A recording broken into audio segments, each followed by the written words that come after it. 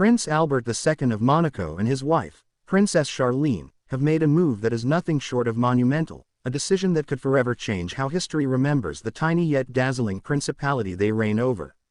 With a breathtaking investment exceeding €300 million, they have announced a complete renovation of the official residence of the Monegasque royal family, a palace that for centuries has been a symbol of royal grandeur, political power, and deep-seated tradition.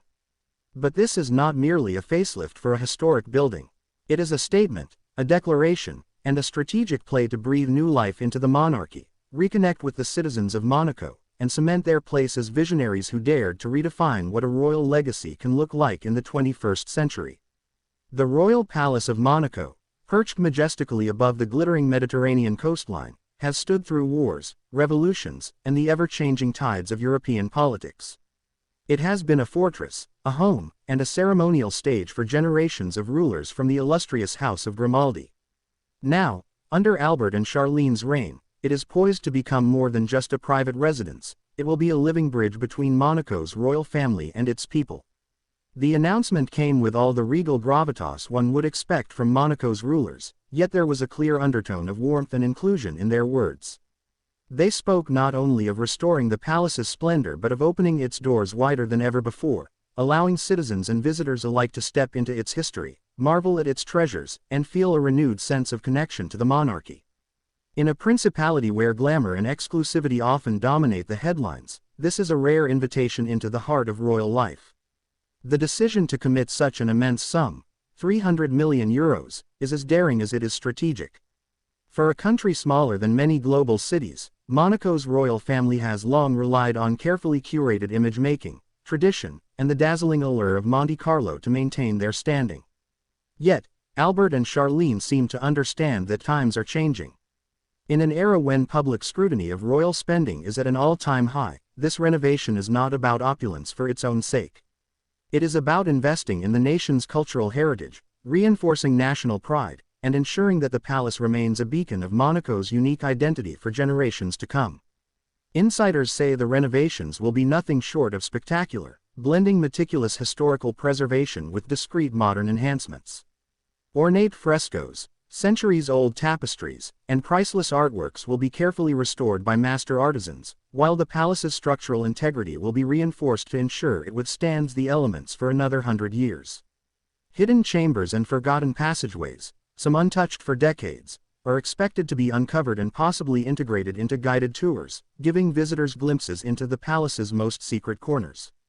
Perhaps most significantly, Albert and Charlene's vision includes a more accessible and interactive palace experience.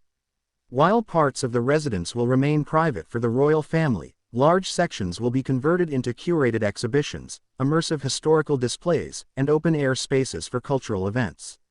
From classical concerts in the courtyard to art installations in the grand halls, the palace could become not only a tourist attraction but a living, breathing cultural hub in the heart of Monaco.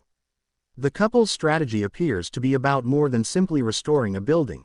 It is about restoring trust, affection, and unity between the palace and the people. Princess Charlene, who has faced her share of public challenges and personal rumors since marrying into the Grimaldi dynasty, seems particularly invested in this initiative. Her public appearances over the past year have reflected a renewed determination, a focus on philanthropy, and a quiet but unmistakable desire to anchor herself as a central figure in Monaco's future. For Prince Albert, whose reign has been marked by environmental advocacy, diplomatic efforts, and careful stewardship of Monaco's wealth, this project aligns with his belief that heritage and progress must go hand in hand. Opening the palace to the public is a powerful symbolic act, a reminder that the royal family exists not above the people but alongside them. The timing of this announcement is also significant. In recent years, European monarchies have faced increasing pressure to justify their existence and expenses. While some have responded by scaling back public ceremonies or trimming royal rosters, Albert and Charlene are choosing a different path, doubling down on visibility, cultural engagement, and national pride. It is a gamble, but one that could pay off if the public embraces their vision. The project is expected to create hundreds of jobs, from skilled artisans to event organizers, hospitality workers, and tour guides, providing an economic boost to the principality. Tourism, already a cornerstone of Monaco's economy, could see a significant surge once the renovated palace opens its doors, attracting not only luxury travelers but history enthusiasts and cultural tourists from around the world. Still, such an ambitious undertaking is not without risk. The sheer scale of the investment will inevitably draw critics, especially in a world where questions about wealth inequality are increasingly urgent. But Albert and Charlene's team appears prepared for this scrutiny, emphasizing transparency in the project's planning and framing it as a cultural, economic, and national investment rather than a private indulgence. The palace's transformation will unfold over several years, with sections opening to the public in phases. Each reveal is expected to be a grand event in its own right, keeping public interest high and ensuring that the project remains a centerpiece of Monaco's cultural conversation. As the work begins, anticipation is building, not only within the principality but across the global royal watching community. For historians, this is a rare chance to see centuries-old heritage lovingly restored. For citizens, it is a reminder that their monarchy is willing to evolve, adapt, and engage.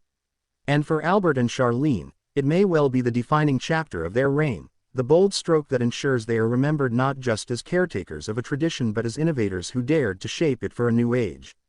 As the Mediterranean sun sets over the palace's limestone walls, casting golden light over its towers and terraces, one cannot help but feel the weight of history mingling with the promise of change. This is more than a renovation, it is a renaissance, a statement that the story of Monaco's royal family is far from finished. But whether this ambitious vision will truly bridge the past and the future, uniting the people behind the crown, remains the question that only time, and the public's response, can answer. So as this €300 million transformation begins, the world watches and wonders, will Prince Albert and Princess Charlene's gamble pay off and secure their place in history as the monarchs who redefined Monaco's legacy? Please subscribe, like, share, and comment so we can keep bringing you the untold stories behind the palace gates.